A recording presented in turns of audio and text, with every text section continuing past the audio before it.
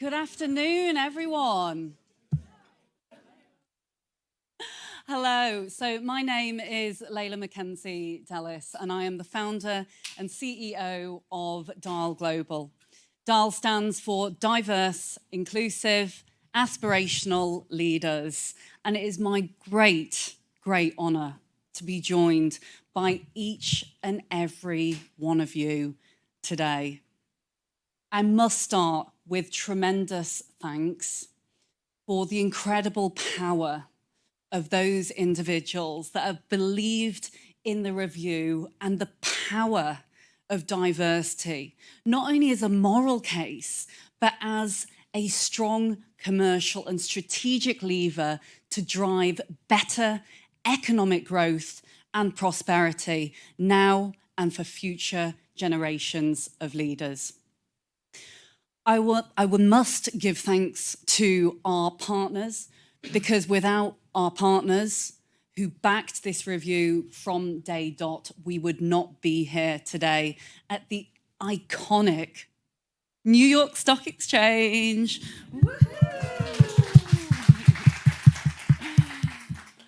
So a little bit about why this review came about. And as I tell you this brief story, I would love all of you to think about what diversity means to you individually and the power of how that can resonate within your organization and make a true difference.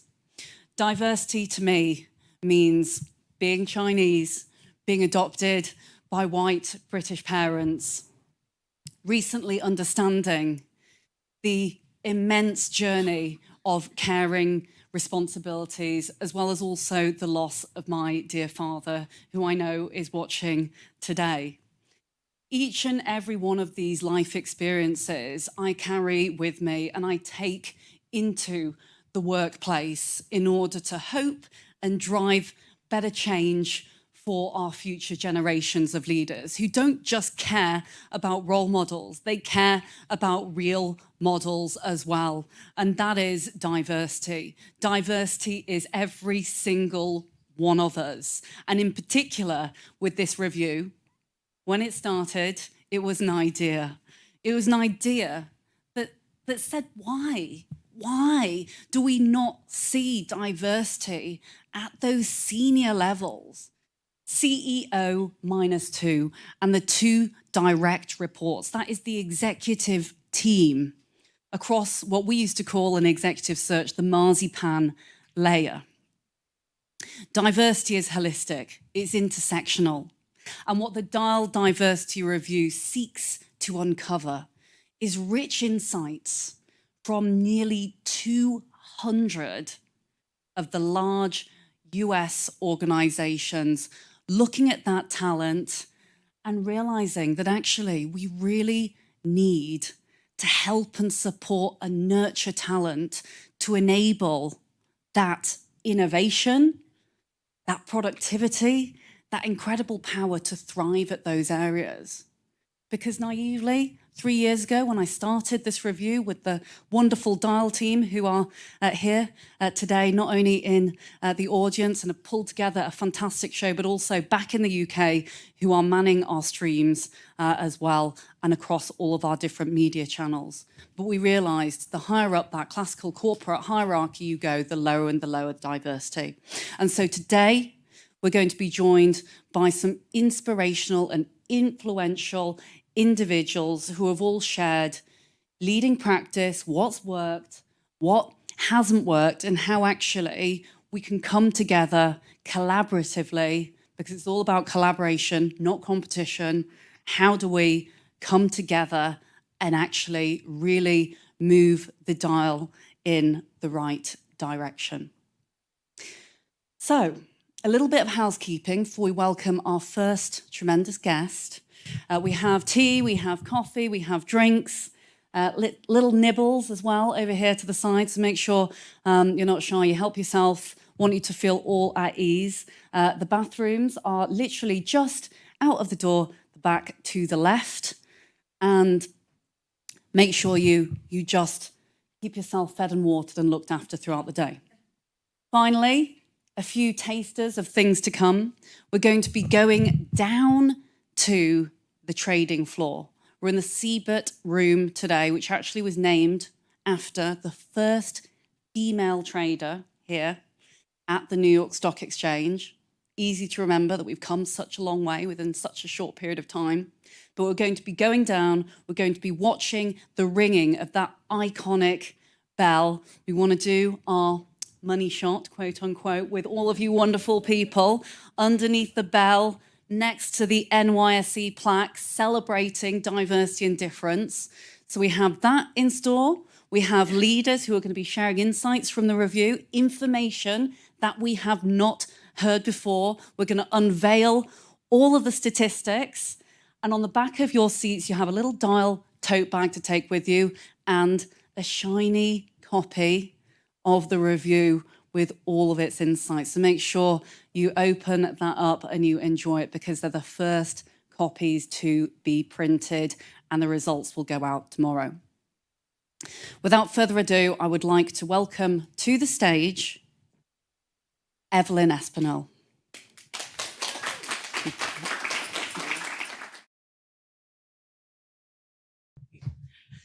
Please do take a seat.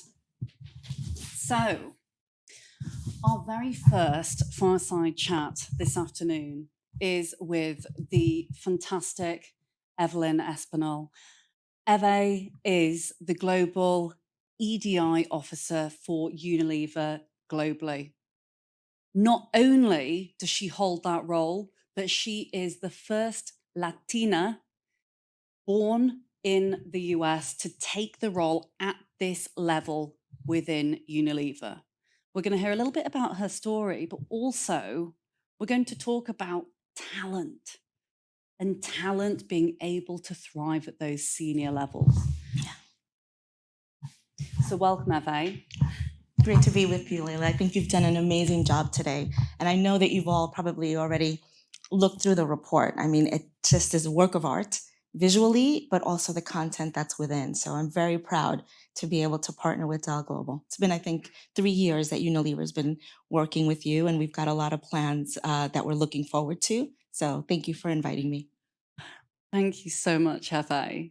And you know how inspired the team and I are about your story. Why don't we start things off by telling us a little bit about how you came to be where you are today, but also I'd love to ask this question. How can we as organizations and leaders really nurture our talent for it to make it to the top and to the C-suite? Because we don't want great talent like yourself to be the one and only, the one and lonely, as I have heard be coined at times, but for brilliant talent. Yeah. So just to share a bit of myself. So Brooklyn, born and raised, from immigrant parents from Honduras in Central America. I actually started what I consider my career working at the New York City Mayor's office with Mayor Dinkins, Mayor Koch, Governor Cuomo, and I worked on youth activism programs. It's sort of the first brush with diversity and trying to understand how young people could look beyond their differences and think about how to collaborate. And then I went into consulting. It was at a moment where I'd finished my undergraduate degree at NYU, and I realized that what I wanted to do was actually not law school. That was where I was law school bound. I actually wanted to be able to make change and see that happen with a larger sort of population all at once. And in the consulting field, I worked for a small boutique firm that we called it strategy. But at the end of the day, every issue that we dealt with had to do with diversity. It had to do with people interacting with each other and how you get inclusion. Very early on in my career, someone said to me, don't define yourself by your title. If you don't have a mentor in the company, find a mentor somewhere else and look for what you want to learn and not a role that you want to get. And so what that meant for me is moving company to company. I've worked for multinational companies. Always, you're a good interviewer, you end up getting your foot through the door. And when the opportunities tip down, find another organization, another opportunity. My average was 3 to 5 years in a company. I just hit 10 years with Unilever, and I had no clue that happened, because I think it's an organization that understands how to nurture creativity, how to foster leadership, and how to give people a real line of sight to how their purpose can be manifested and worked through in the company. So I'm very grateful for that. But you did say I'm the only Latina that's at a vice president level. And so why is that relevant, right? We're in 150 countries. We have 500 brands. Every day, 3 billion people use our products. And when you look at the top of the house, we've been working very hard to have gender parity at manager and above. So we hit 50-50 gender balance in 2019, a year ahead of schedule. But when you peel the onion and you look at that top layer, the pyramid is still there. And the female population becomes whiter, European, and older. And so we're still trying to now get 50-50 at each level. And when you are in an intersectional world, you can't help but represent. So I'm seen as a role model by other Latinas in the US and other parts of the world. I've worked in Mexico, so Latin America sees me as a role model. I'm a mother, and I'm married. So all of these things come together. I have a disability. I have dyslexia and ADHD, which I think is my superpower, not a disability, actually. But what the company's been able to do that allowed me to choose to stay was give me a sense of purpose. I know what my personal purpose is, and I can see how I can use my role to achieve it. Financial independence, right? So knowing that I'm progressing for the well-being of my family, and the flexibility to create the job that I need and want. So my role is currently based in London, but I live in Jersey. My child identifies as non-binary, and they really needed the stability and the network and the infrastructure of our family. And so moving to London is just not an option. And the company understood that. So I'm in my little office in the attic, and I travel to work once a month. I take a flight, I go to London, I deal with my team, and I'm constantly having an impact, not only in the business, but in my family. Eve, thank you so much for sharing and for being so incredibly honest, as you always are, and sharing such rich personal insights. I'd love us to kind of kickstart and talk about busting myths at the top. And with it, I know you've worked so hard at Unilever over a number of years now to pull together these 4 key pillars. Yeah. Talk to us a little bit about that and bust us some of these myths of why and how diverse talent can break through the formative barriers that we've seen historically and systemically. Yeah. So in 2010, Unilever made this declarative statement that we would really focus on gender parity and salary balance and ensuring that we were creating an equitable world for women. And they did it in a strategic way. It was very visible. Back in that time, gender was binary, right? So it was an easy story to tell. And the idea was every country, right, figure out what are the barriers that you're dealing with, because we could all ask ourselves the same question, but the answers were going to be different based on the context and the culture and the workforce that you're dealing with. What we realize today is that there were some learnings from that journey that apply if you're working with another identity group, but they are all different and unique. And so rather organically, today we have 4 identity groups that we prioritize. The essence of our diversity work is, number 1, it's for everyone. So every employee should see themselves reflected in the work that we're doing. But we know that we are underserving several populations. They're not represented in our workforce. And our goal is to have a workforce that mirrors the consumer base that we serve.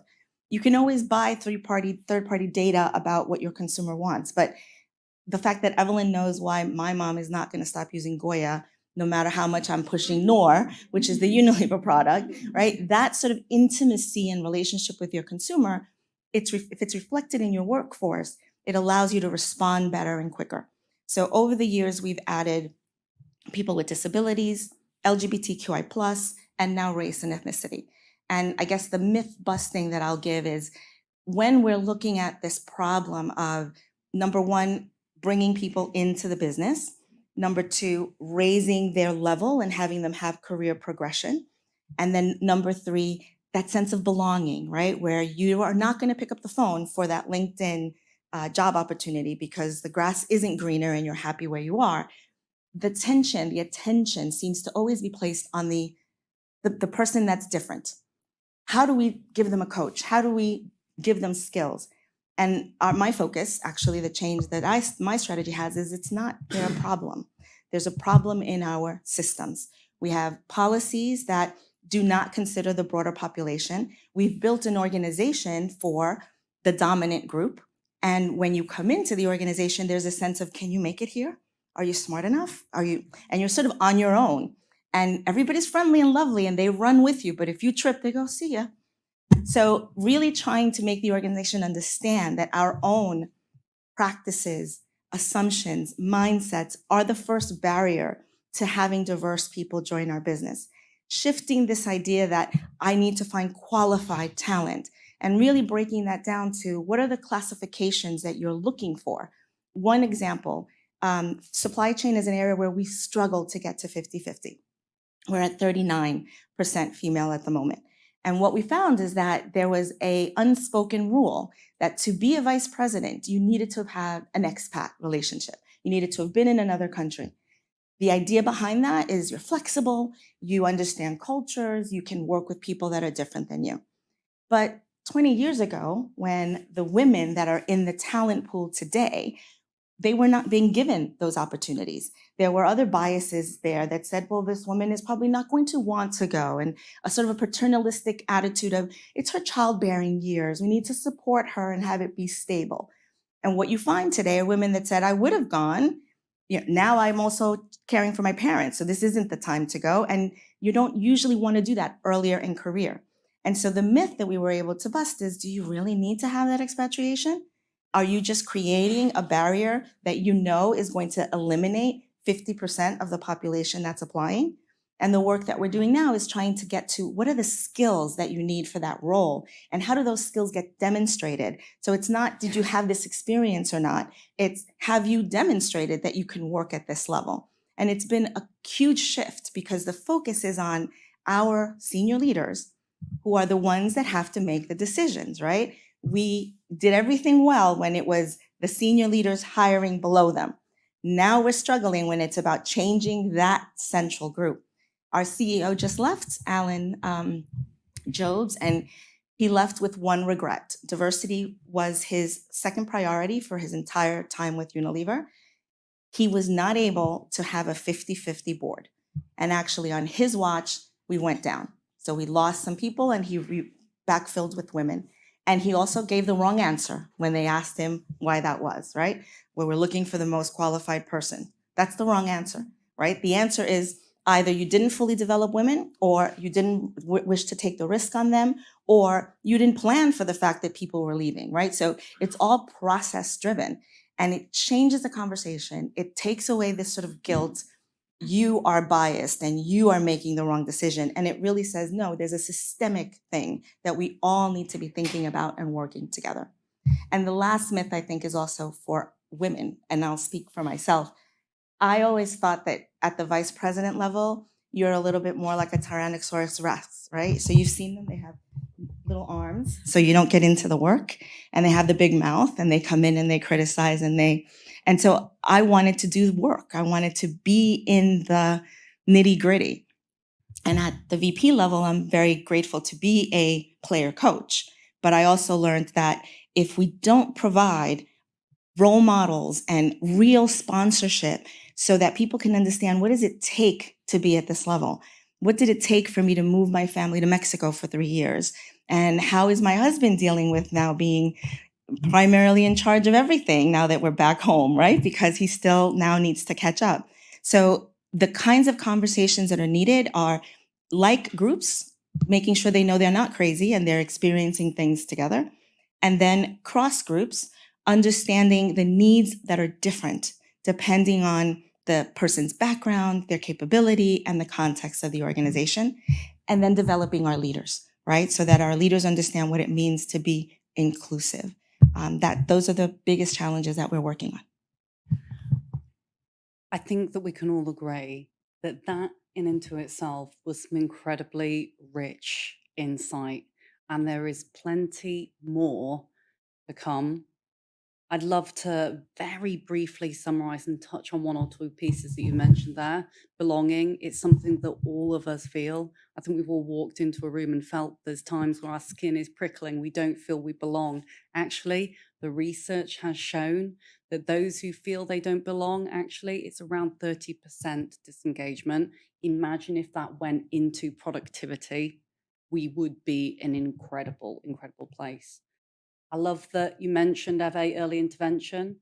The earlier we start bringing our children, our future generations into this in terms of education, the more so we start to break down a number of these barriers.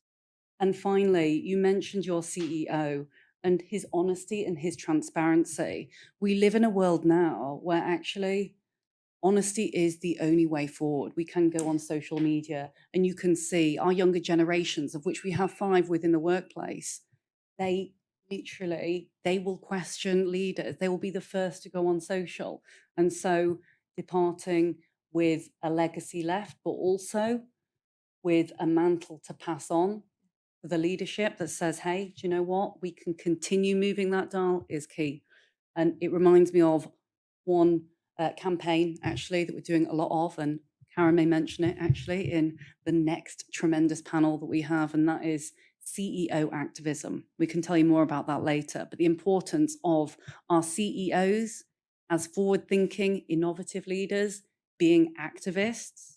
The word itself is controversial, so maybe something that we can talk about, but CEO activists coming together with leading policymakers, parliamentarians, which is what our campaign was about, in order to drive real change. So the CEO is actually critical to the advocacy of the diversity, inclusion, belonging, equity, and culture narrative.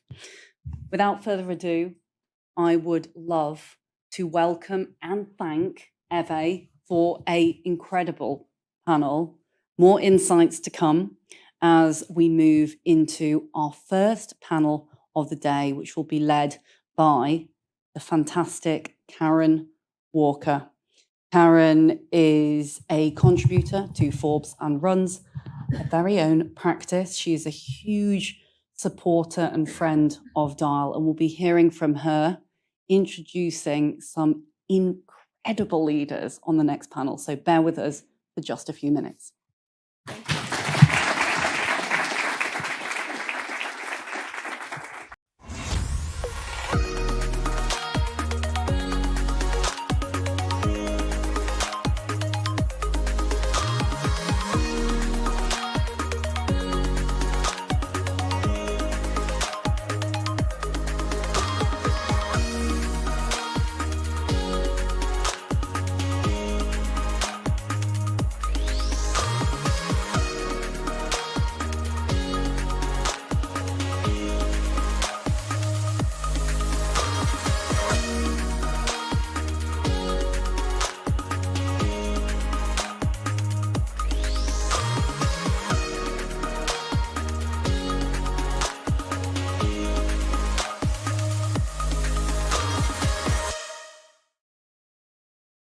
I think we'll get started again. Again, high fives, big round of applause for Layla and all that you do. And thanks for having us here today. Thank you. Thank you. As she said, my name is Karen Walker. I am just thrilled to be back with Dial again. This is my third opportunity to do something for them, starting last year with a similar event. And just thrilled with all of the response that there's been to the work that this group is doing. Just a sort of a quick synopsis of what we're going to talk about next, and then I'll introduce our 3 panelists.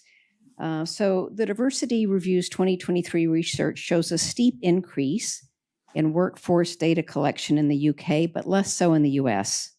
As more companies get on board with self-ID, we ask just how big a role data plays in achieving equity and how companies in the US and the UK can learn from each other. And so to talk about this as a topic, today we have to my immediate left, Christy Singletary, who's a director L&D strategy partner at Pfizer. And then we have Dr. Yetta Tolliver, who's the Global Head of Diversity, Inclusion, and Belonging at Xerox. And then on my far left, we have Tiffany Mayberry, who's the Director, Diversity, Equity, and Inclusion at Yahoo. I'd love to start just by having each of you say a few words about sort of what your role is. Those are nice, lofty titles, but I'm curious to know sort of what is the role, what is the actual work that you're doing with those titles. Maybe we could just start with you. Oh, sorry, work me? our way down. Okay, absolutely. Hi, everyone. It's good afternoon. My name is Christy Singletary, and I, like Karen has mentioned, I am the L&D strategy lead at Pfizer. I previously was in a role of the global lead for education awareness for the Diversity, Equity, and Inclusion Department.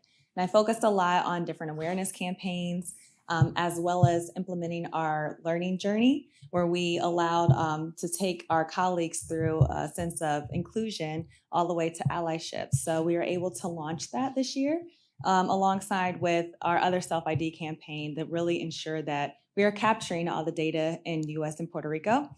This year we expanded to Canada, so we have created a little bit more of a spread in terms of the data that we're capturing. And so, yeah, so I'm happy to be here to have this conversation because the self-ID campaign is very important for all organizations to implement to really know where you stand. So happy to have this conversation today. Great. Look forward to hearing more about that.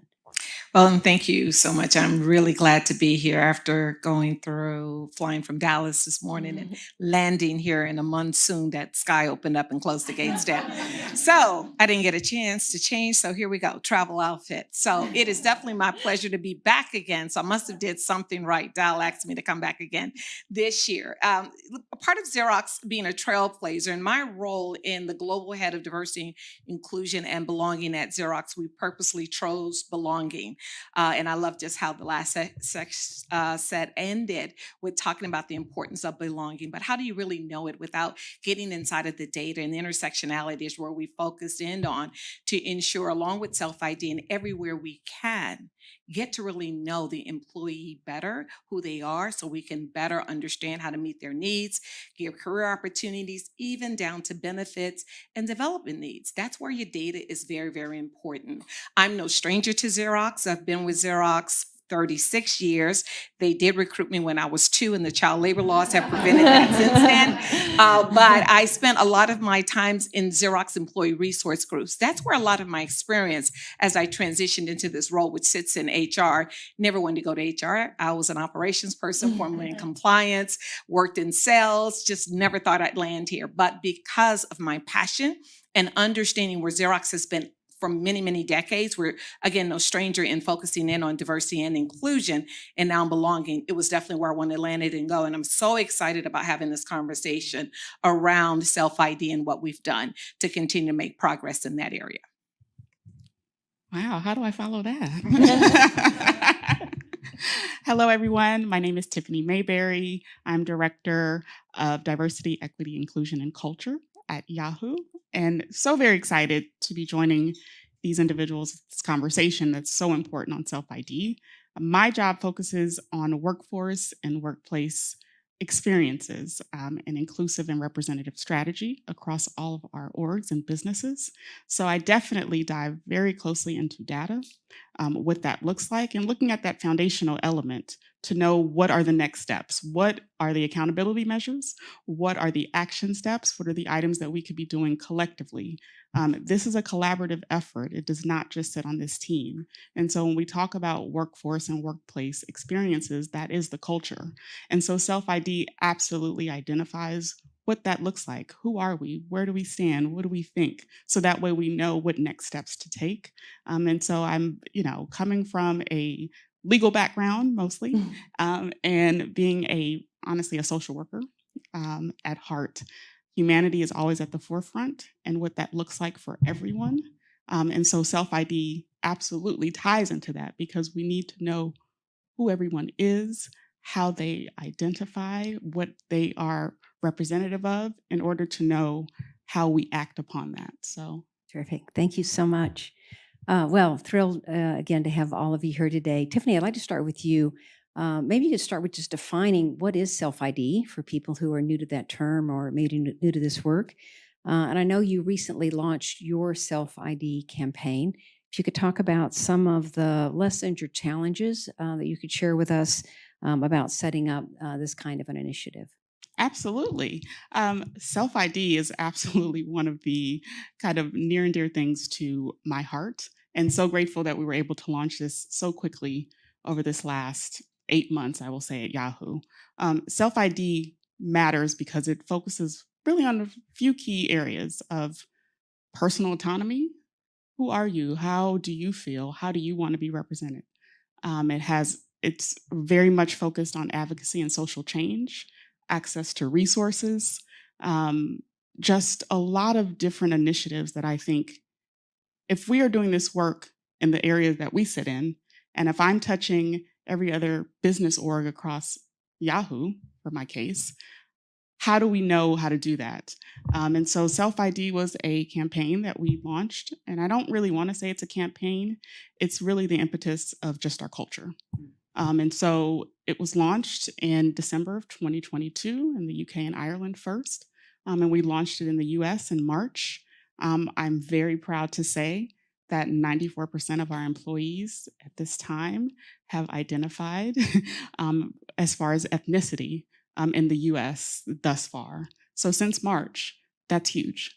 And it includes gender identity, pronouns, and I think our biggest win in self ID for us has been we have indicated that it's not just when you're checking off race and ethnicity as an identifying factor. There was an option before that said, two or more races. And now we've expanded that, which says indicate all that apply, because we all are multiple dimensions of diversity. And that has really been a game changer for us. And so that has been the impetus and the rise of our employees selecting their identity as part of this initiative that we've launched. So very excited to keep growing that. And our next territory will be APAC coming up. So that's terrific. And what great success you've had early days here. Were there any particular challenges that you had to overcome in getting this launched? I have a lot of Yahoo colleagues here, and they know I say this all the time. Everybody likes transformation. Nobody wants to change. And so having that change and just initiating something new takes time and effort. And I will say that it has been a great collaborative effort across the board with our communications team, with our DEI team, our HR team, and many of our business orgs really pushing this initiative and what this looks like. So that is probably always the biggest challenge in anything that we do, is really looking at how do we put something forth that's new for many people and get them engaged. And I think the more that we've done that and the more that we have communicated this out, and obviously we've seen the response of 94%, this is something that people are very comfortable with. And the focus is really on belonging and representation and safety. And folks are feeling safe enough to do this. So the challenge, I will say, probably getting everyone on board, but obviously that has really increased over these last few months. Yeah, well, safety, absolutely. You think about the change curve, right? Mm-hmm. People have gone over into exploration pretty quickly, at least it sounds like the vast majority have, which means they've had a good experience of change with you in the past to do that. So terrific. Thank you. Before we move on to the next question, anything either one of you want to add to this topic? I just want to build on that. 2 years ago, we kind of did an expansion of our self ID into sexual orientation, gender identity, along with disability and veterans. There was some concern about getting into the sexual orientation, gender identity space. That's when legal became my very close friend, as how we wanted to navigate through that. And comms became my communications team, even a closer friend as we moved through it. But the best friend was our employee resource group known as Galaxy, supporting our LGBTQ plus community and our community partner out in Equal to give us the resources we need in that space. Surprisingly, we wanted to keep it within the US as our initial pilot. We knew we could be safe. Canada was like, what about me? And then the UK, well, what about me? So we end up launching in 3 countries at the same time. We also took an approach, something you mentioned earlier, Tiffany, about living our values and who we are from our culture. We pushed it out to our applicants as well. We had a higher adoption to that particular set of identifiers from our applicants than we did from our employees, which was interesting enough, because if we say we have a welcoming culture for the LGBTQ plus community, why not? If we have a culture that welcomes disabilities, hidden or physical, why not put it out there? When we say we have a culture welcoming for veterans, let our applicants know, along with the other primary identifiers we look at as we consider our internal basically stating those that are obvious identifiers: race, ethnicity, age, gender, but along with those that are more of our external type of identifiers and dimensions of diversity. So we did that, and we've been very successful. Now we have to do multiple campaigns just to remind our employees what we're doing and why we're doing it to get them to buy in. But our highest adoption rate has been from our applicants.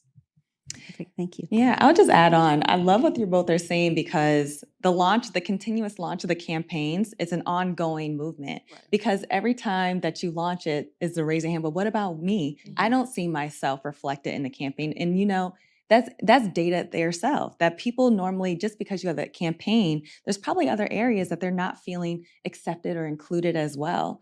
So we actually launched our campaign this year, and we decided after Pfizer has launched our Refugee Leadership Initiative, when the fall of Afghan, we decided to really make a push to allow more Afghan refugees to come into our organization and to start their career over. And, when they come here and then we're talking about identifying, there was no place for them to identify as colleagues. So this year, we actually launched another identifier for Middle East and Northern African. So they can also see themselves in the selection criteria for that. So it's important that to take these notes as a lesson and accepting it as a journey, that you're just learning as you're going along of, we're just learning who is actually within the makeup of our organization and how we can really make evidence decision-based decisions off of this. So we are able to actually make something going forward to ensure that we are inclusive and everyone feels that they belong. Absolutely. What a wonderful message back to your communities to say, yes, we see you, Yeah, right? absolutely. You raised your hand and we see you. That's terrific. Maybe we'll turn next to you, Christy. What do you think is driving the increase in data gathering itself in organizations? And is this typically driven from your function within the business? Yes, I would say that data is the increase of data, because we're constantly looking to see where's the change. We're having these numbers. A lot of companies, especially after 2020, really dove in. They're saying we really want to see more representation in leadership. We want to see more gender parity or more representation of ethnic groups within the leadership fields. But we're still having the same conversations to this day. So it allows us to take a moment to take a step back and say, are we really making the right decisions? Are we implementing the right programs? Have we evaluated the right systems that we need to ensure that we're being inclusive? So the data helps us really make the corrections. We cannot change what we don't measure. And we've probably heard that over and over again. But this allows us to give a quick snapshot of what your workforce looks like and where are the gaps that we're missing. We're actually approaching a workforce now that has 4 different generations in there. So even if our approaches of how we want to start reaching out and connecting with community is changing, because everyone has a different expectation as they are sitting in their seats. So allowing us to dive more and more into the data and to know exactly where are our gaps and why are we not able to target these certain areas, what maybe we need to uplift in order to ensure that we are bringing everyone along in the journey. So the increase of data just helps us create a little bit more accountability to allow us to know, are we making the right decisions that we need to make, or are we starting to neglect or not pay attention to areas that we should be? I know that we've had a lot of parity goals within Pfizer, where we looked at gender as well as racial ethnic groups. But we don't discuss the disability and LGBTQ plus and as well as veterans. So that was an opportunity for us to really engage with our community resource groups and ask them, how can we uplift to ensure that you are included in this? Because we want to make sure that you are being represented as well. So, it's an opportunity for the increase of data not only allows to draw more connection with the colleagues and the employees at your I say colleagues because we say colleagues at Pfizer. So I was trying to switch the language back, but it gives you an opportunity to connect your employees and say, here's where we stand. How can we come together to uplift our representation? And where do we need to come together and co-create the workforce that we want to see forward? I imagine also, I'm an engineer by degree, so data is like my core. That being able to speak in the language of data in a field that maybe has in the past been a little more anecdotal is also something that can garner respect from other traditions within the organization. Absolutely. And it gives you an opportunity to see, why. Once Yeah. we asked the questions about identifying your sexual orientation or gender identity, people were hesitant. And if they're hesitant to go submit an anonymous survey, then what exactly is going on there? And that gives you some more information to ask why and do more root cause analysis of like what exactly is within the culture that we need to shift in order to make sure that everyone feels as if they belong. Thank you so much. Yeah. Yeah, I just wanted to build on that because when I look at the way the data to collect the data, especially when iconic brand like Xerox, 115 years old, we have employees that have 55 years tenure. Their needs are much different than one of my interns sitting here in the audience, right? So we want to make sure with 5 generations, we do have 5 generations in our workforce. What are the needs there? And then when we look at where we need to source to bring in the next set of talent, we're able to see that because of the data and the way we've collected the data. Following the life cycle and the experience of that employee is so critical because we have the data. We'll know how to promote where we need to make the promotion, where we need to do the learning and development. So that really kind of helps us be a little bit more dialed in and know exactly how to navigate through that. One of the true benefits have been for us, because most of you and your employers know your biggest spend is around meeting the benefits and healthcare needs. The level of data we're able to get now can help us make those informed decisions, ensuring that we're providing the right level of benefit care because we're able to identify what those populations look like inside of our community. So it becomes a point of following from the point of where we need to source to bring in the talent, the life cycle and experiences of that talent, as well as ensuring that we wrap around their understanding their benefits needs that extend to their dependent and their family as well. So that really helped us to make some critical decisions throughout our organization and through multiple levels of lines of business. Anything you want to add, Tiffany? I mean, I will say everything that these wonderful colleagues of mine have shared. And when I think about the data and the work that we're doing, we are collaborating across the board with the whole company. So learning and development. And I will say that partnering with our employee resource groups too has been huge because we have the data and we're able to review that and assess that and really figure out what is needed. But, and I always say, data, just like a budget, is a moral document and it helps us know what's happening. So I can see that, but I can also communicate on the ground with employees, especially from employee resource groups, to hear what they need.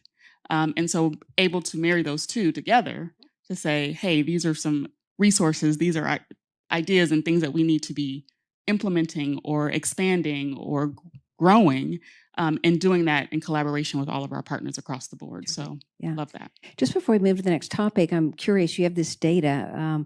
How do you go about sharing that with different parts of your organization?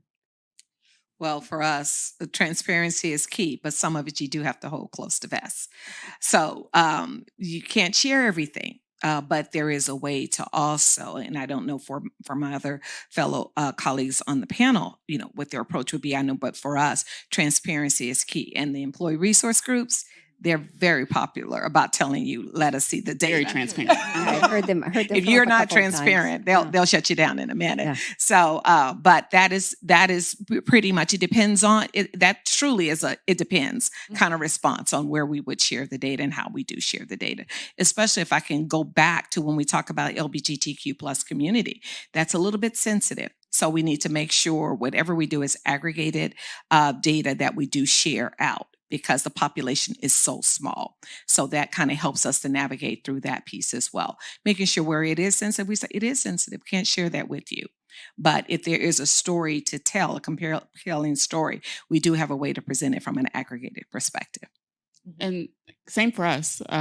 We do hold it close, and everyone does not have, accessibility to the data. We do have a data sharing policy, but I will say that data is shared much quarterly with our executive leadership first and their HR business partners. And so in partnership with them together, this is where you are. And there's also an accountability matrix that's shared. And so as we are sharing data, we're also sharing what levels of accountability do we want to address? What are your goals and objectives? What are we seeing? What are we hearing? And tying all of that together. So it starts there, and then it trickles down as needed. But we are not sharing it with our employee resource groups. They would like it. But I can say, hey, these are some things that I'm seeing. And this is what I'm hearing from you. How do I bridge that back to the executive leadership as well, so we can implement? Yeah, thank you. Good. Yes, I'll echo everything that you both have said. Is a very much on an it depends situation. Is we try to have a lot of communication with our community or colleague resource groups to have them understand, like, this is where we're at, especially with our disability, veterans, and LGBTQ plus communities. So we ensure that they have an understanding of how we are driving and what we're doing to increase, because that partnership is very important. But we do share with our executive leaders in the beginning of the quarter or beginning of every semester to ensure that they are driving their goals and having a specific plan. So we'll let them know that this is what the outlook is, that this is what the makeup, here are some opportunities, and how are we going to programmatically try to solve it. So we try to give that communication so they are very much well aware of the transparency of where they're standing at their organization.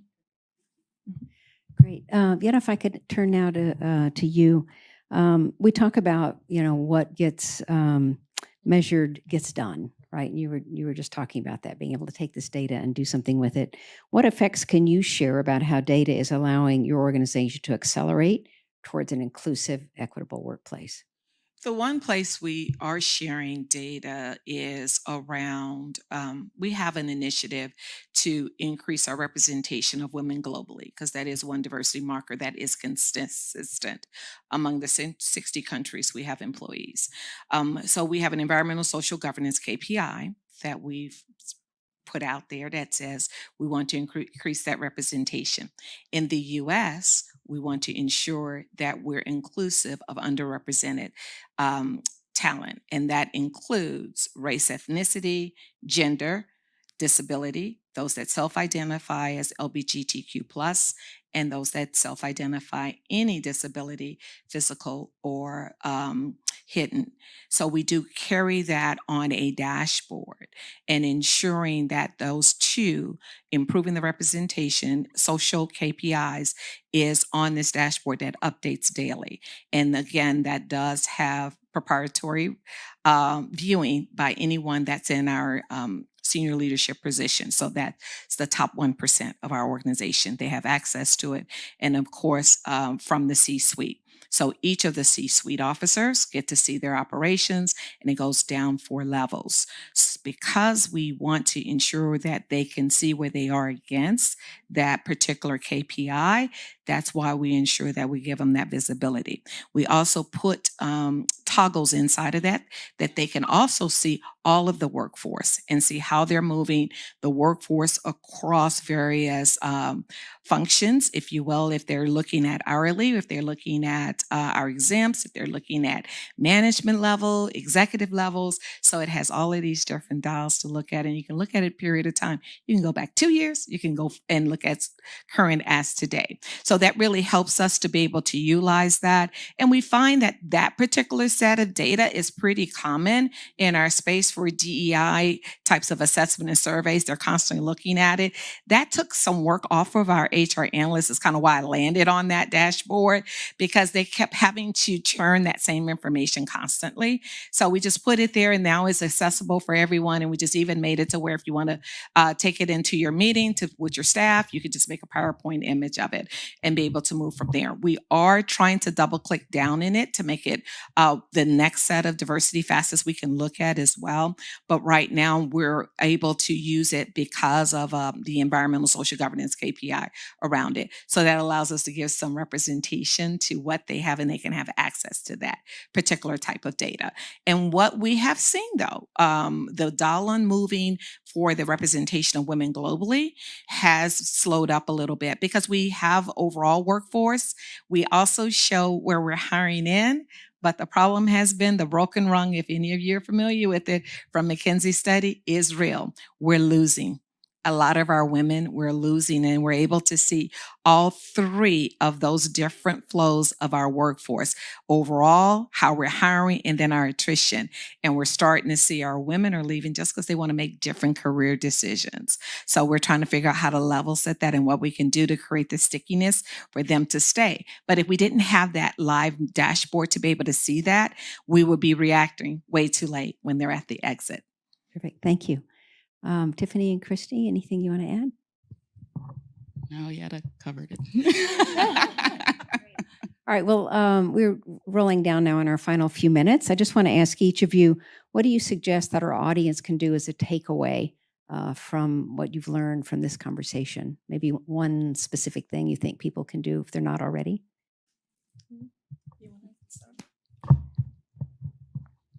No, I'm going to let you. I have to narrow it down to one. That's too funny. I would say to start, there's a lot of resources out there that talk about how to initiate a self-identification campaign. So if that's something that you aren't already doing, to get involved, see what kind of resources. Dial has has great resources that can help really just initiate the conversation. And the more and more you become educated about the importance of it, the more and more you can communicate that to your employees to let them know that this is a collective effort for us all to have a glimpse of where we're at so we know where to move forward. So it gives an opportunity to really bring in that connection between the work that you're doing and the employees to really identify how you want to co-design that way forward together. So Engagement. Thank you. I would definitely say 2 points. Let legal be your friend and your guidance, especially if you're a global company, because they were so very, very helpful in understanding the HR labor laws on what you could and could not collect, how you present that information. So that's why when we talked about it depends, some of that information because of the counsel we received there. And then know that it is an ongoing campaign. It's not a one and done when you get into self-ID. You have to remind your employees as to why you're collecting it. You need to go and do it. I love to get to 94%. I have constantly those that don't want to check boxes. By the way, there's a generation right now at our colleges and universities that are not checking boxes. They don't believe in checking boxes. So we're going to overcome that someday, and I'll be retired. I'll be retired by then by the time they figure that one out. But also know that it is going to be ongoing, and keep those campaigns fresh. So let communications help you out with those ongoing campaigns. Thank you. I was trying to narrow it down to one, but I think I got it down to two. You can have two if you speak quickly. Okay, you got it. I will say, for one, don't be afraid to take what you can perceive as risk, because self-ID, this work is a value add. And know that if you just start somewhere, it is going to be increasing not just revenue, but just growth to your organization, your group, your company, et cetera. So don't be afraid. Lean into your network. who may have resources and ways in which they're doing things that may enhance what you are thinking. So lean into your network and take whatever actions that you deem necessary. Wonderful. Well, thank you all so much for sharing your knowledge, and kudos both to you and to your organizations for committing the resources and the will to do this kind of work. Thank you so much. Well, thank you. Thank you.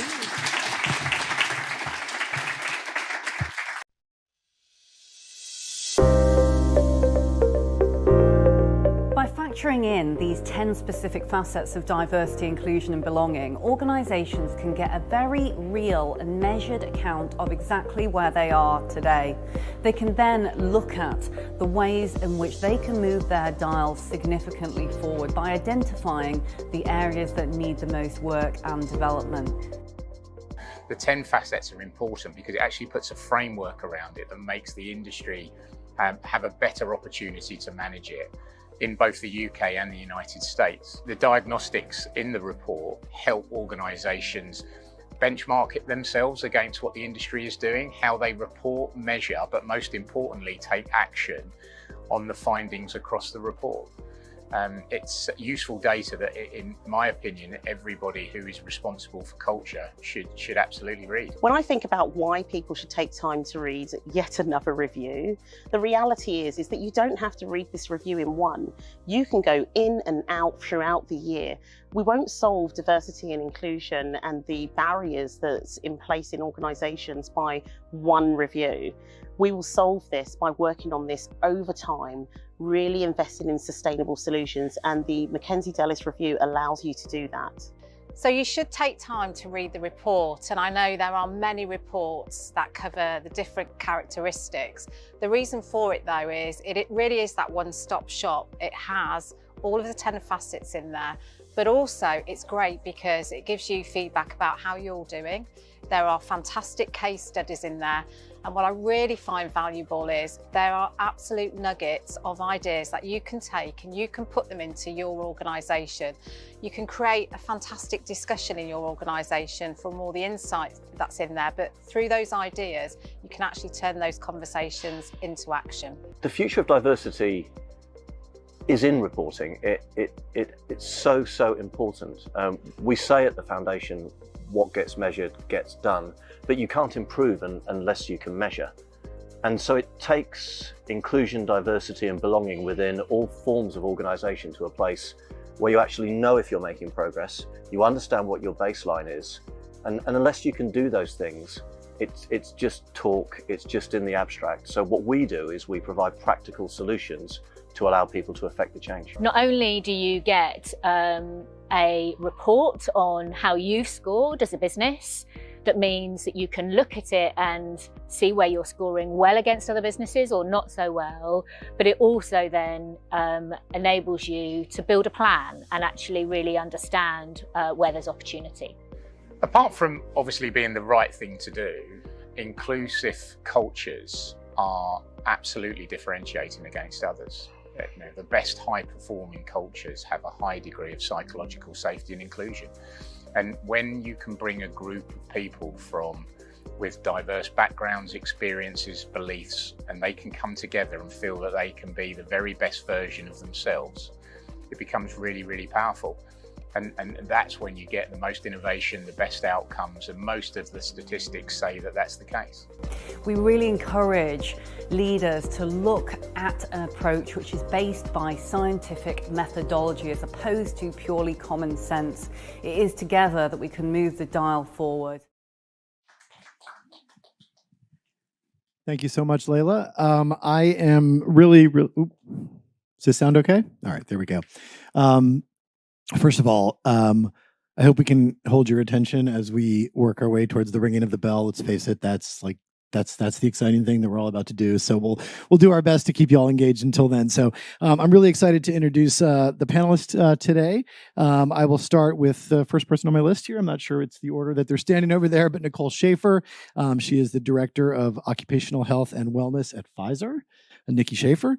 Next up, I don't know if you guys are supposed to come individually or how we're doing this exactly, but Dean Curtis, who just sat down there in the middle, is the Chief Executive Officer of Data Services Brands for LexisNexis Risk Solutions and the Managing Director of ICIS.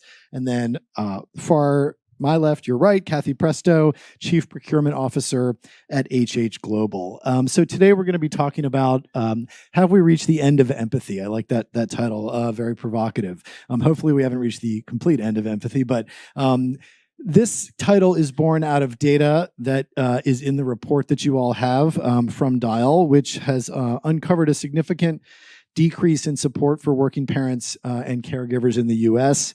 That manifests in a reduction for paid paternity, adoption parental leave, a reduction in flexibility around people's work schedules and where they work. This data is 2023 compared to 2022. There were meaningful declines in all three of those metrics, among other things that show a decline in empathy among companies. So, there could be, we'll get into this, but there could be any number of reasons for that. Belt tightening as we face economic headwinds, just the end of the pandemic, which was a much more flexible and you could say empathetic period of time for companies and how they treated their workers. So what we want to do today is just kind of get under the skin of all these issues, look at the relationship and the intersection between parenthood and caring and socioeconomic status, which kind of overlaps in complicated ways, I think, with that combination of economic conditions and post-pandemic corporate policies. So let me start with you, Dean, if I may. This is kind of a two-part question, and there's two ways to answer that, I suppose. Are we seeing companies tightening their belts in tough economic times? There's companies, then there's your company, then there's there's a little bit of trickiness there. I'll leave you to answer it any way you like, but I've got a follow up to that. But let's start with that. What are you seeing out there in terms of belt tightening as we go through this sort of endless wait for the recession that has been on the horizon for a long time now? CEO on the panel for empathy, and there's two right answers, a right one and a wrong one. So, or two answers, a right one and a wrong one. What can go wrong? So I guess that there's two ways to answer the two questions. I guess the first one is from a business perspective, where I think as leaders and people that make economic decisions, you have to get ahead of the curve. And I think that as an organization, we've tried to do a lot of that to ensure that we're looking far enough in front to make the conditions as easy as possible for us. So what we've seen is attrition drop. Through COVID, the employee market was just crazy. We were having certain organizations, we work in tech and data, which in diversity has a challenge in itself. We had some organizations offer our staff 6 times their salary to leave. It was just unbelievable. And that attrition has just fallen like a stone. And you don't really need to be a great economist to look forward and say conditions are getting harder. It's a question of how hard. So we have to look ahead, because what we don't want to do is do what some other large companies have had to do and make some really big changes quickly. Because we're fortunate that a lot of our revenues are subscription based, so they flow forward. But at the same time, so are our costs. And it's very, very hard just to turn costs off. So we continue to invest in our strategy. So there's a couple of things, I guess, one is to reduce the rate of cost growth. That doesn't mean cut costs. It just means slow down how we were investing, because Relax, our parent company's FTSE 11 and our division probably generates about 40% of the growth of that business. We're still doing quite well, but we know that times will be tough. And if you look in the US and the UK in particular, and you look at interest rates, if you go back to the 90s, they were this level or higher. You go back to the 80s, they were higher still. It just so happens that we've had about a decade of really low interest rates for a long period of time that we've kind of taken for granted. And so, we've got a lot of employees that have only been in the workforce less than 15 years, so they've never worked through an economic downturn. More than that, half of our employees in our division have joined since COVID, 5,000 people. So they only know our COVID experience. So from a leadership perspective, we've got to get ahead and make the conditions as favourable as we can. But what I would also say is that clearly has a direct impact on culture. Because if you're looking at building the best culture, particularly a high performance culture where the foundation of the best culture is psychological safety, the worst thing you can do is make people feel threatened because everyone just closes up. And so, how we keep the culture and the safety whilst people are worried, even if we can keep some level of security and stability in our workplace, because of rising cost of living, we've got all of that other stuff in their personal life. So I guess there's a couple of things there. There's the financial decision making, and I think what we're trying to do is do less better. Because over years of bloating of growth that we've seen in the wider economy, we've got lots of smart people, you start lots of things. It's like, what are we actually going to double down on and be really committed to and continue to invest? And we've done that all of the way through for 15 years. And I think that shows in our business performance. And someone said something great to me the other day. What's one and two on your priority list? What's numbers 3, 4, and 5 stop you do 1 and 2 really well? So let's be really committed to the things that we choose to do. And then the second part is, how do we support the culture that we're creating when times are harder? And so we don't want any big moves. We need to keep people in that psychologically safe environment where they feel they can be themselves, where they're not operating in fear, because people operate better when they don't feel like that, of course.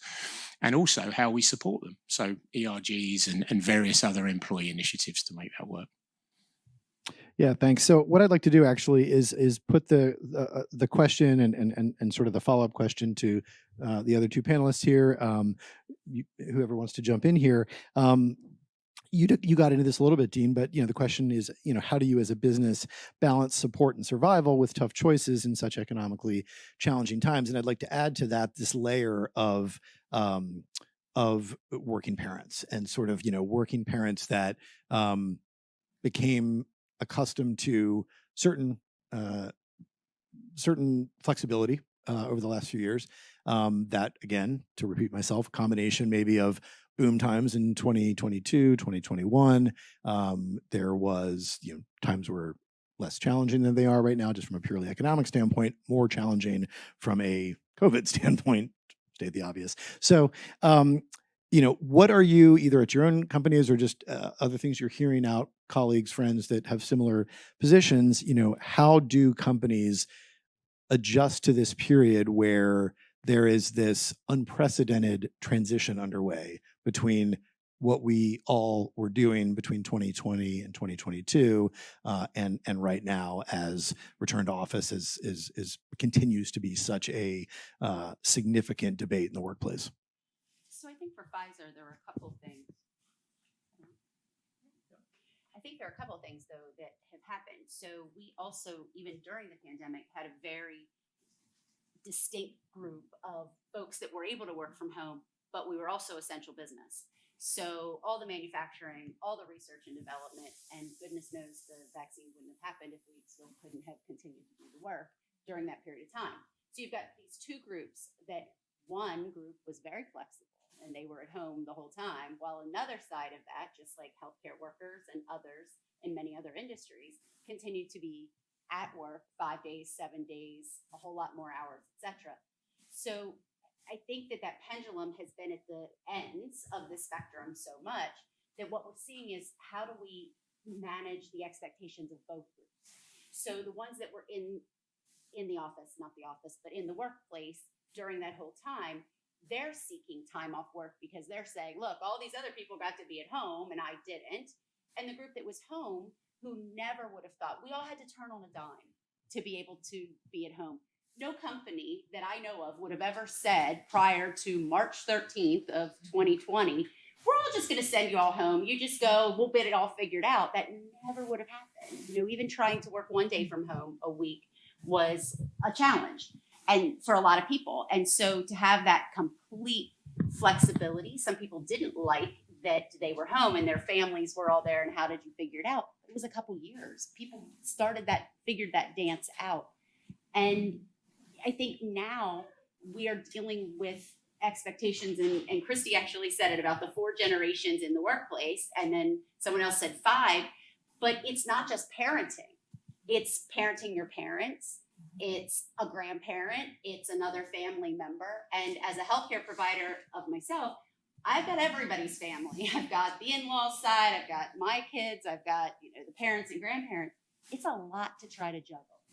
So what we've been really trying to do is have that balance of 2 to 3 days in the workplace, getting people back to the spot where they are coming in for collaborative efforts, but also not really having assigned days that they're coming in. So I could choose to come in Monday, Tuesday this week, but next week it might be Wednesday, Thursday, Friday, because I've got a whole lot of other things happening. So really trying to get people to understand that flexibility. However, not everybody sees that as flexible. So it's where do you manage those expectations? And I think, again, there's just so many extremes that we're just trying to really get an understanding of how we meet the needs of the majority of the people.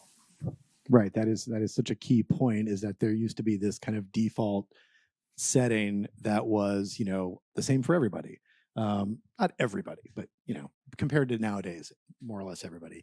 And now it's companies, one of their biggest challenges is accommodating so many different situations, making exceptions, answering, well, why an exception there, not exception here. It's just gotten unbelievably complex. Kathy, let's get you in here.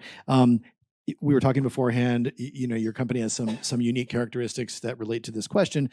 From your POV, and feel free, of course, to answer this through HH Global's lens and more broadly, if you like. How has flexible working shifted, very recently, and what have been some of the consequences as you've seen it? Yeah. So, okay, my mic's working. Our business, I think, like all other businesses, shockingly survived during the pandemic. People working from home 5 days a week, we didn't shut down, and we actually thrived throughout it. Now, our business is around supporting our clients' business. So we have very few actual offices where it's just HH Global people. We tend to sit on site with our clients. So we've followed what our clients do. If they're back in the office 5 days a week, we're back in the office 5 days a week. And that's always been the rule. You follow what your clients do.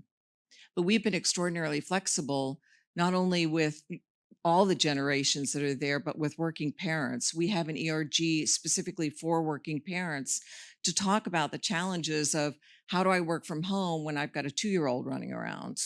And, I know even speaking within my team, I've told them 2 to 3 days in the office. Again, you can choose what days you want to be in there. And they decided amongst themselves the days that they were all going to be in the office, not only from a coverage standpoint, but from a collaboration standpoint. We had a woman on my team that was about 7 months pregnant, and I happened to be in our Chicago office, and she was in one day, and my leader there in that Chicago office pulled me aside and he said, I think she's struggling with her commute. Is it okay if I tell her she can work from home for the rest of her pregnancy? And I said, absolutely, because I know that she's working from home. She's not just, sitting, back and eating popcorn and watching TV all day long. She's actually working. So I think we've been very flexible about that and allowing employees to come back. I don't know that we will ever go back to maximum 5 days in the office a week, because I think we'll lose some of the younger generation. I mean, we are seeing that as we're looking at potential new candidates to come in, and that's the question they're asking in the interview process is, what is your policy around being in the office? And we've had people turn down jobs because they said that they've taken a job where it's 100% remote. And I think, especially coming from, the generation where you were in the office 5 days a week, there was never a talk of you being able to work from home. The only time you did that was if you were sick. I think allowing that flexibility is going to continue to attract the younger generation in there, because they don't want to be in an office 5 days a week. Now, I have 2 daughters in their 20s, and I've encouraged them to go into the office as much as you can, because you're going to get that mentorship that you wouldn't remotely. You have that water cooler chat. You're going to meet more people in the hallway or in the elevator or in the lunchroom that you wouldn't do if you were working remote. And I think there's a tendency for a little bit of isolation if you do spend too much time working remote and you're not on calls all day long and actually interacting with other people. Yeah. Sort of a side question here that came up in our conversation or earlier that I find really, really thorny, and it's something that's going on, off the record. I think this is off the record at my own company. Is a debate, kind of within the debate, about, and this relates directly to empathy, I think, because actually, other side of the coin of the name of our panel, I think companies, in their attempt to be empathetic and supportive emotionally of their workforce, have implemented lots of kind of come back to the office. We'll have bagel Thursdays and pizza on every other Wednesday, and lunch and learns, and little happy hours, to the point. And those things have to happen on the days when you're there. So at my company, it's Wednesdays and Thursdays are the 2 days that everyone is supposed to be there. Not particularly strongly enforced at this point, but I think becoming a little bit more strictly enforced. And it's gotten to the point where there's a little bit of a sense of, on the 2 days that we're supposed to be here working is when we understandably have all these kind of employee support events. When's the work going to get done? And I think that tension is something that a lot of companies are dealing with in their attempts to be very supportive, but it's creating some unintended consequences. So I'd love to hear your perspectives on that. I would say it's probably more my personal than a direct Pfizer view, but we are seeing those same things where there are all different events happening at the facilities during those days, and it's really being encouraged to be social. So you're coming to the office to be social. And honestly, an entire day of being social not only exhausts me, but it stresses me out, because now I've been in the office, 9-10 hours. I didn't get a hill of beans done during that day. So now the work's going to still sit there. So does that mean I'm working more in the evening? What does my family life look like? What does all of that balance look like? And I think balance, just as a side note, looks very different to every individual person. So when people talk about balance, there is not a 50-50, there is not a whatever. It is very individual. But those type of events, I think, also go to what you were saying about the economic piece of this. So if we are spending so much time really encouraging that social part, which I'm not saying is bad by any means, what impact does that have down the road? Because it's going to be a lagging indicator of the economic piece to the business. And so how do you keep everything else going? Agreed. And I think, clearly for diversity, the COVID and the time spent or remote working was hugely beneficial, because we've all been able to tap into very underrepresented and underutilized talent pools, and it's helped people actually do their work in a flexible way. I don't think that all of us have been particularly innovative around how we get the best of both. And, my son started work in September. Fortunately, he's a graphic designer. He has to go into the office every single day. And it's great for him, because I worry about some of the younger generation in the workforce that don't see how I was influenced when I started, because everything's so antiseptic, isn't it? You're on a screen, and when someone wants to talk to me, it could have been a 5-minute conversation in the office. It turns out, can I get some time with you? Well, guess what? It's a 30-minute Teams call, and then there's another one and another one. And so the time in the office, people say, right, we've got to encourage people coming in. So we go one way of, well, let's do pizza and do whatever, because we don't want them sitting in the office doing Teams calls. But that's not particularly innovative either. So and I don't know the answer saying that we're not being innovative. I'm stating the problem is, how do we create moments that matter in teams where we innovate and we're doing things that really add value to the business, where we bring the best out of each other? Because the best teams understand each other. And unless you have a Teams call without an agenda, it's really, really hard to understand the people you're working with. And I don't, I know that I understand people even just by meeting them in person. I knew a higher percentage of people that worked for me's names before COVID than I do now, as half of them have joined, and I'd know their children's names or whatever it is. I find it much, much harder. So I'm stating the problem without saying the answer, really. But what I'm saying is I don't think that a true just social event is the answer. But how do you understand each individual that you work with, what their strengths and weaknesses are, what's important to them as an individual? Because only then can you be the best team that you can be. And that has to be in a work context too, not just talking about what was on the news last night or whatever happens over pizza. No, I was going to say I completely agree with that. I mean, I think we've hit that right balance of activities that we do for people in the office, and some of them were actually put together by the teams. I was in one of our other offices outside of the country last week, and they all walked around. I was really impressed every single day I was there, and I don't think it was just because I was there, but it was a full house of people in there, and you got that collaboration. And one day they walked around, they said, "Hey, we're ordering some soup for lunch. Do you want to, get in on it?" I'm like, "Absolutely." And I happened to walk out into the kitchen area, and there were a bunch of people sitting around the table, all talking and eating. And then there were other people eating at their desk. So, I think we've structured the right balance of that, where we are having some activities, but they're not taking over and being the only reason why people are coming in. Let me ask a question to the panel. Anybody can take this. The data, I wish I'd brought the exact numbers. I should have done that. But these three metrics that are in the session description here, reduction in support for paid paternity, reduction in support for adoption parental leave, reduction in, we've talked about this last one already quite a bit, but the flexible working thing. Those first two, the numbers were meaningful. Again, I don't remember exactly what they were. It was somewhere between 15 and 30%. Don't quote me on that, something in that range, just over the last year or two. Does that surprise you? I would say for me, I think it does. I mean, when I had children, I think about what the benefit was, and it was 6 weeks, you're back in the office. That's all you're holding your job for. And it was pretty black and white.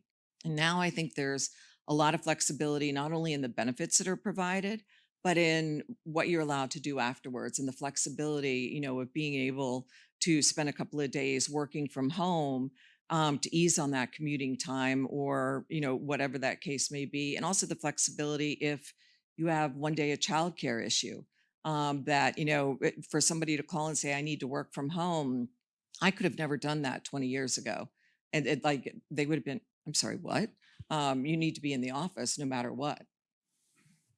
And it does surprise me. We've improved ours a little bit, but what I will say, clearly from my accent, I'm based in London.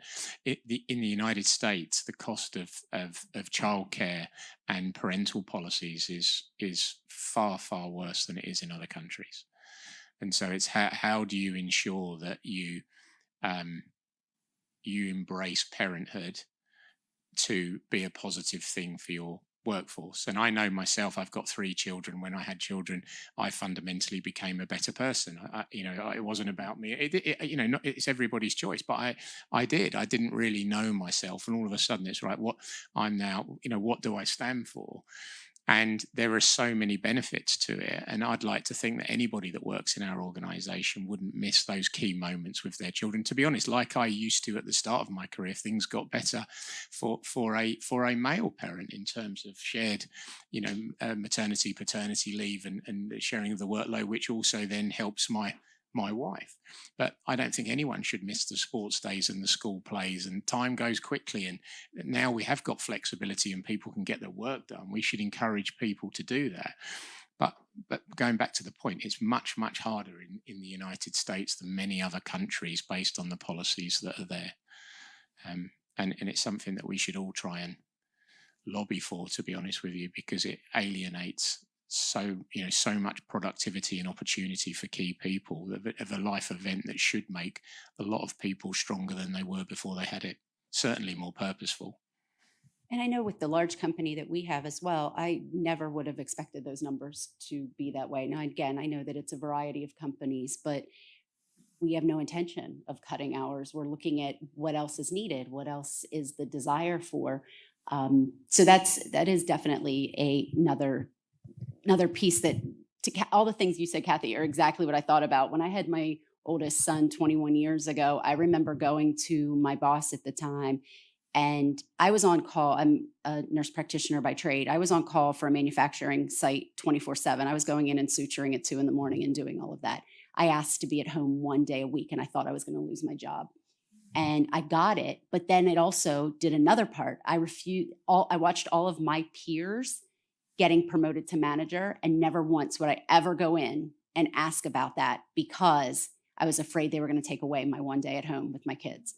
So I tell you that only because we have come a lot further, but I think that that's why these numbers surprised me too, because and maybe I'm just naive because I work in a company where they are so good, but we thought we were good back then. I was in pharma back then, and we thought we were good. So yeah, I do think those numbers were very surprising to us, but also to something that we had all talked about earlier. We've got all of these different groups too. So you had the group that was used to lots of flexibility. You have groups that didn't have any flexibility. So do some of those numbers reflect as kind of a lagging indicator, again, those? I also was surprised, and I suspect that maybe I don't know what the data set was exactly, but I wonder if it's maybe some smaller companies that might just be less well-resourced, especially when facing economic headwinds, to maintain some of those more generous policies that were implemented during both the pandemic and better economic times. We've just got a couple minutes left, and I would love to end on the future. Gen Z, shameless plug, Fast Company's new issue has Gen Z at work as our cover story. There's a lot of great data in there about what Gen Z wants out of their jobs, what they want out of their leaders, and what they want, why they don't trust some of their elders to kind of run things the way that they want them to be run. So what Kathy was saying about people, not taking jobs because I have to come to the office at all. Like these are things that are happening. Let's just talk for the last couple minutes about, how can we lead and follow our youngest colleagues, specifically through this kind of lens of how they want to work, where they want to work, and so on. Yeah, I mean, I'll speak to our internship program, which is in our the Dow Global Review. We have a very robust internship program. We bring in dozens of students, and they do come into the office. They're required to come into the office. And I think just getting that engagement with people in the office and seeing what it's all about is giving them a lens of what it's like to be in an office before they actually graduate and are out there in the job world and used to working remotely. I think we have a whole generation, and we could talk about this for weeks, that aren't used to talking on the phone. They're like, well, I'm going to text, and, they wait for a response that way. So, I think the communication skills need to be improved by this next generation that's coming through, because they're used to just texting and using abbreviations and everything. And being in the office, I think, gives them a better environment to learn how to communicate and to learn how to network and have that water cooler conversation and everything that comes with it. I mean, I think it's amazing to get that mentorship. And when I look back on my career and the mentors that I had, because I could sit down in their office and say, hey, what do you think about this? Versus scheduling a Teams call and looking at someone's calendar and saying, I hope they're available. You could just walk by and say, hey, you have a minute for me. Speaking of a minute, that's how much we have left. Who wants to take that last minute? Go ahead. So I think history shows if you want to be sustainably successful in business, culture differentiates the best companies from the worst companies, and the businesses that get this right will be the ones that win in the longer term. So we've got a good opportunity to innovate, and I'll start with our first speaker, Evelyn, who mentioned the word belonging. How do you know what you stand for as a culture so people know what they sign up for? You can't be all things to everybody. You need to know what your business needs, what you want to stand for, how you put together a diverse team with an inclusive culture that outperforms an average culture. And there's many, many bad ones out there. So that would be my view for the future. I don't know if you want to add. I can't even follow that, Dean. That was perfect. It's true, though. It is the culture piece. And how do you help people to feel like they belong? And if they are committed and belong, that is what will help be successful, whether it's in the office or from home, whatever that needs to look like. All right, let's ring that bell. Thank you, panel.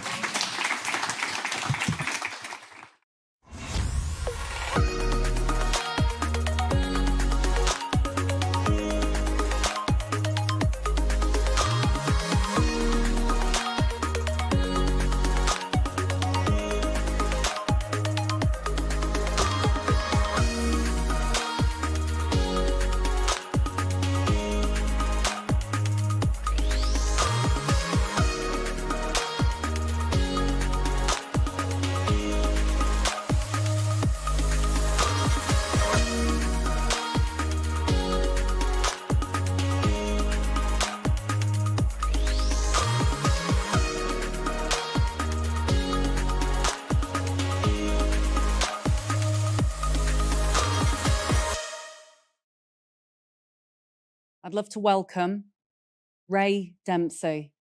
Ray is the Global Chief Diversity Officer for Barclays, and we are proud to partner with Barclays on this review.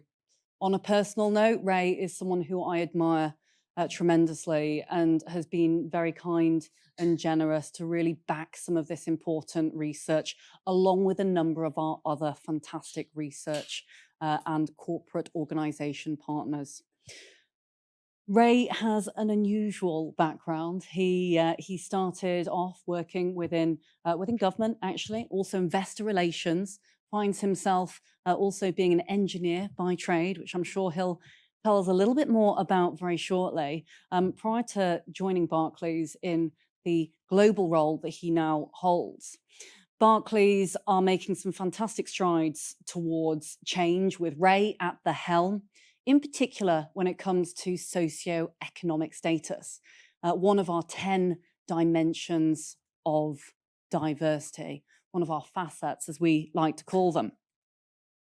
And what we found is gathering data in socioeconomic status being rather difficult because it seems to have been something that has almost been lost up until now. We're starting to see a huge kind of wave towards organizations really wanting to now start championing socioeconomic status and why it's really critical to disclose that information and also collect on that data. Ray, welcome. Layla, thank you. I'm so happy to be here. I'm delighted for the invitation, and it's been a great afternoon. Each of the conversations, terrific insights, great provocation. That's just what I love. So, Ray, before we dive into why you decided that it's key to look at socioeconomic status, give us a super quick whistle-stop tour of the journey, some of your experiences in diversity and the importance of this as an economic driver. Yeah, thanks for that, Layla. I'll do this quickly. And I have to add that while I have really been consumed by the conversations, I have spent a few minutes looking up and wondering what this is. Maybe it's ticker tape. It's a beautiful piece. It must be representative somehow of the space we're in. Layla remarked that I'm an engineer by background, and I've heard others actually say that today. There is something about that I want to reflect on quickly, because my journey to this work in diversity, equity, inclusion is probably not a typical path, definitely not a straight line. I've had the wonderful experience of working for two big British companies. I spent 30 years at BP before joining Barclays just a couple of years ago in 2021. And in my time in BP, I did just about everything: real engineering, investor relations, as Layla noted. I was the head of external affairs in Washington, D.C. for several years. I did a job once from London as the regional director of corporate functions in Latin America and the Caribbean. So that was a great adventure. I was sharing that with Liz. I have lifetime status on multiple airlines as a consequence. But I say that because it was a great adventure. I learned a lot. I saw a lot. And if you'd have asked me just a decade ago if I was going to work in diversity, equity, inclusion, I would have said, I don't really know what you're talking about. That's not what I do. I do this stuff. And DEI is really important to me, and I've been an active participant for all of my career. But no, that's not where I'm headed. When I was in my role as the head of external affairs in Washington for BP, I was part of BP's diversity council. It was a group of the most senior business and functional leaders, so I had a seat there. And I shared this story with Cesar, actually, just a little while ago. In 2016, somebody came into the room with a bunch of data, and they said, we're doing fine. Everything's fine. And as I have said many times, the story then goes that I proceeded to flip over the table and throw a big fit. And like I said to Cesar, I promise I did not flip over the table because it was too heavy. But I did have a fit because I knew we were kidding ourselves. We needed to think differently about the way we were interpreting that data, using that data. So I challenged that team to go back and disaggregate things they had lumped together, like minority. And I challenged them to look at some different inputs and some different outputs, look at performance rating outcomes, look at promotion trends. They did, and they came back and they said, I was right. And indeed, my boss, the chairman and president of BP America at the time, asked what I thought we should do. And for the very first time, my brain said, maybe there's something for me to do here.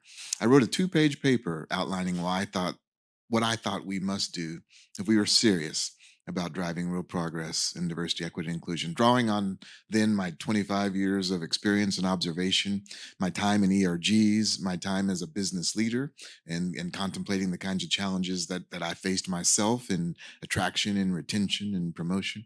And it was just 2 pages. And before I knew it, I was in a conversation about being chief diversity officer.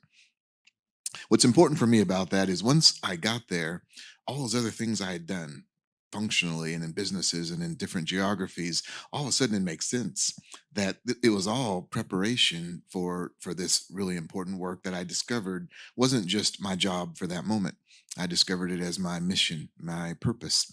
And indeed, while I had a fabulous adventure of over 30 years at BP, the reason I left there was because I decided this is what I do and I want to do more of it. And I've had a great opportunity to embark upon this now at Barclays. Barclays is a great company. Somehow I have this penchant for big British firms, but I'll tell you this. I was asked to come there because they were determined to be better. And I heard that from the CEO, many members of the executive committee. I'm on the chairman's speed dial, and so there's great focus, commitment from the very, very top. But what's also true is that as determined as Barclays is to be better, we really very much do not like to change. That was a sentiment I also heard earlier in the day.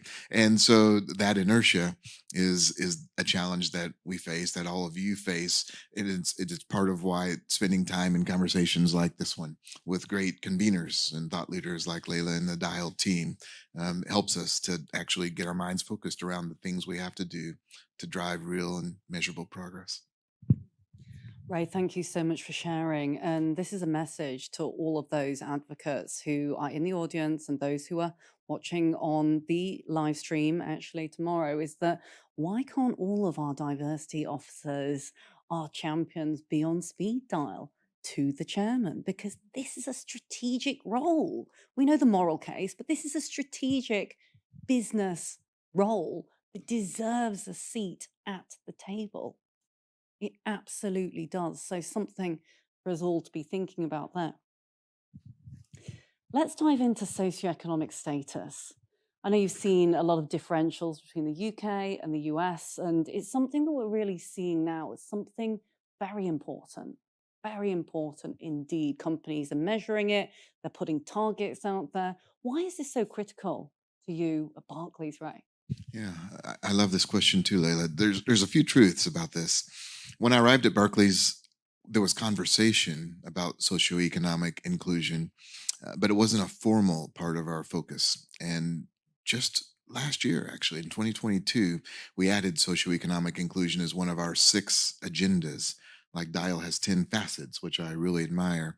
At Barclays, we talk about the focus of our work through 6 agendas. And we did this for a handful of reasons that were really meaningful. The observation about the regional difference is, I think it's real. There's more traction and momentum on socioeconomic inclusion in the UK than I see here in the US. It's true for a bunch of reasons, including some of the research and the work that's hosted and funded and supported by the government. In America, we kind of think of ourselves as the pull yourself by your bootstraps kind of a history, and in some ways I think that has kept us perhaps in thinking about this in a slightly different context. But the opportunity to really lean into socioeconomic inclusion to help facilitate the evolution of the way we collect the data, the way we interpret the data, the way we decide what good should look like, was actually a really meaningful opportunity for us. We launched an ERG very soon after we introduced socioeconomic inclusion as one of our 6 agendas. And I expected it to be sort of a slow trickle. I expected it to catch some momentum in the UK and to be a really slow adoption in the US. And I was wrong. I was stunned. We now have more than 1,000 colleagues that are part of our Aspire ERG. And just earlier today was our very first ever flagship event on socioeconomic inclusion. We do a big flagship event every year for each of our 6 agendas. There isn't yet a national day for socioeconomic inclusion, I don't think, at least not in the UK or in the US. So we're hoping to pave the way and create a time and an opportunity to create a real focus. I wasn't in the room. It was hosted in our London headquarters. I had to be here, and I'm very happy to do that. But I did watch the stream, and it was a great conversation. It included our group HR director. There was a couple of external experts who brought some perspective. The chairman of a nonprofit organization called Progress Together.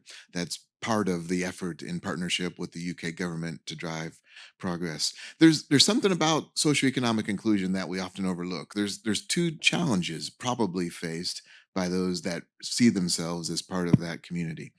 There's the access. How do you get into a bank? How do you get into investment banking or financial services more broadly? Often people from a lower socioeconomic background won't have family, won't have friends, won't have connections that help them understand that this is a real career opportunity.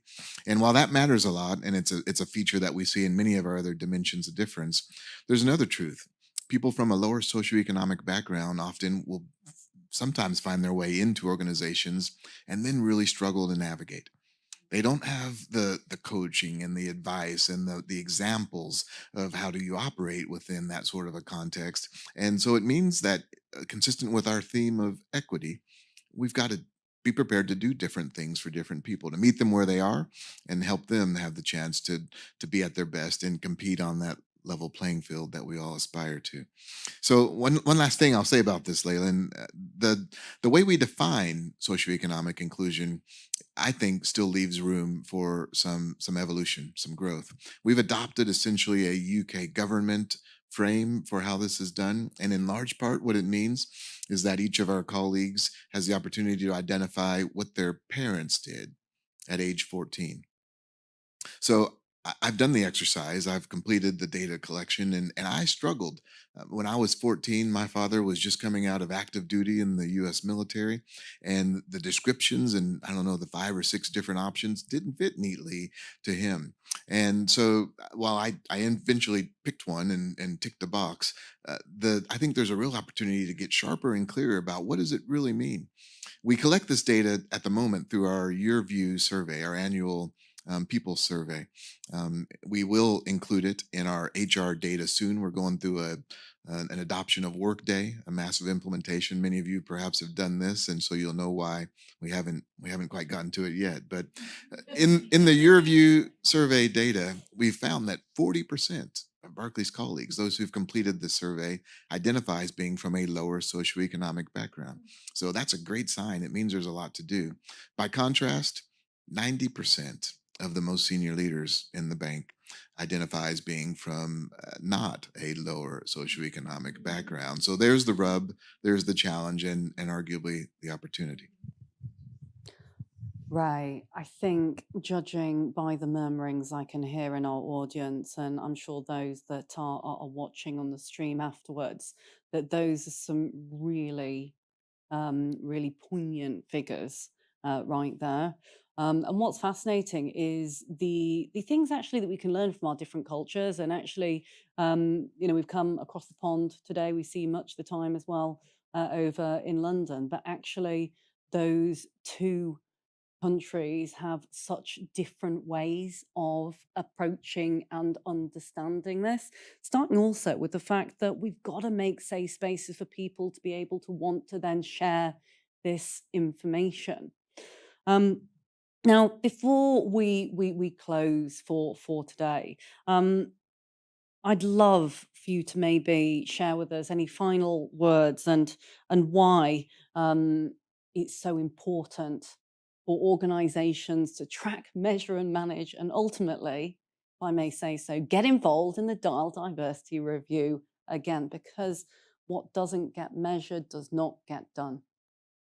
Yeah, I love that phrase, Layla. You wouldn't know it, but I think in my second week at Barclays, I did a conversation with our group comms team, and it was then posted on our external and internal intranet sites. And the headline was, "What gets measured gets done. It's a key principle that I hold about this work. So to answer this, I want to acknowledge something.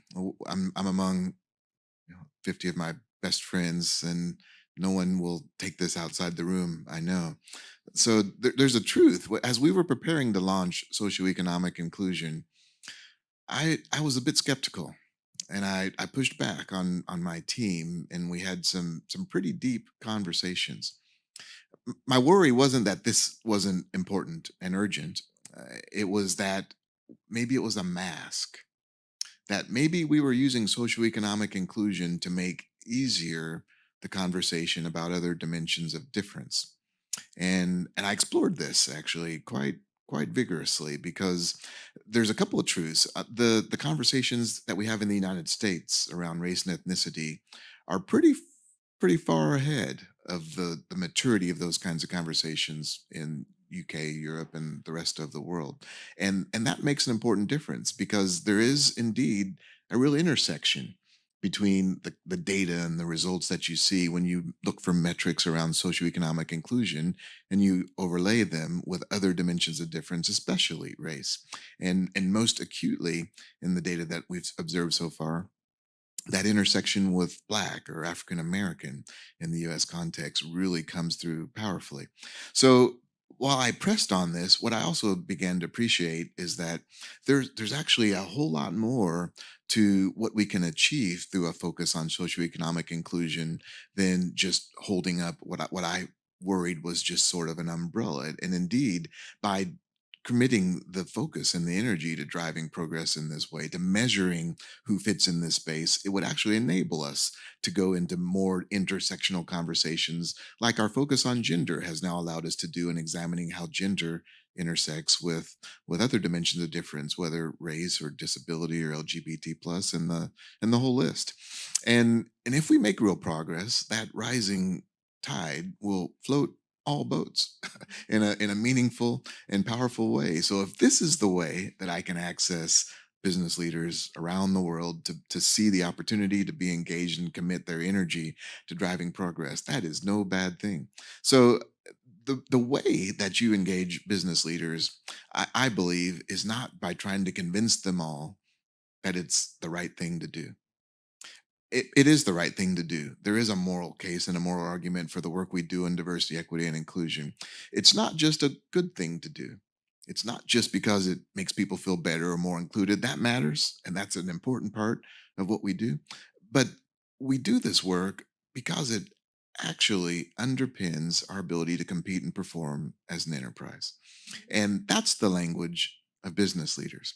And in order to translate that to them in ways that then activate their commitment, their energy, you've got to measure, you've got to share, you've got to create convening that allows people to understand and digest how that data applies to the choices they make every day. So that's my answer, Layla, to your question. It links to the socioeconomic inclusion agenda in particular, but it's a broader truth that I have found in now more than a decade of doing this work. Right. Some profound words there. I think we can all agree.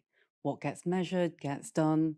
I truly believe, and something that I personally have taken from our conversations and this conversation is that talent is everywhere.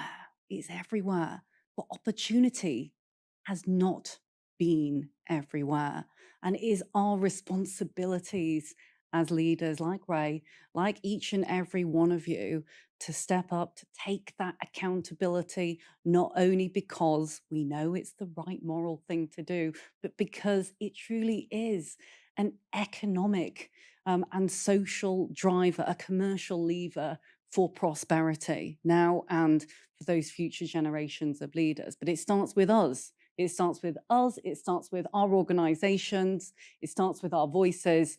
And we absolutely must not only put the words, the heart, the stories behind it, but we also must measure and put that data in place to make real sustainable progress and change.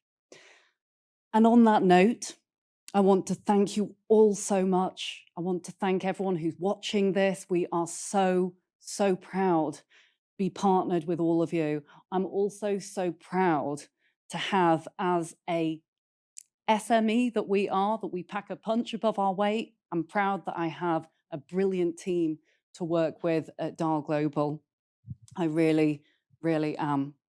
So before we head up for some drinks, some very well-deserved drinks, I think, for the Dahl team, Clarissa and Misha are here, and Chris, and a number of others. I want to say a big thank you to Yahoo and the Yahoo team. Done a tremendous job. A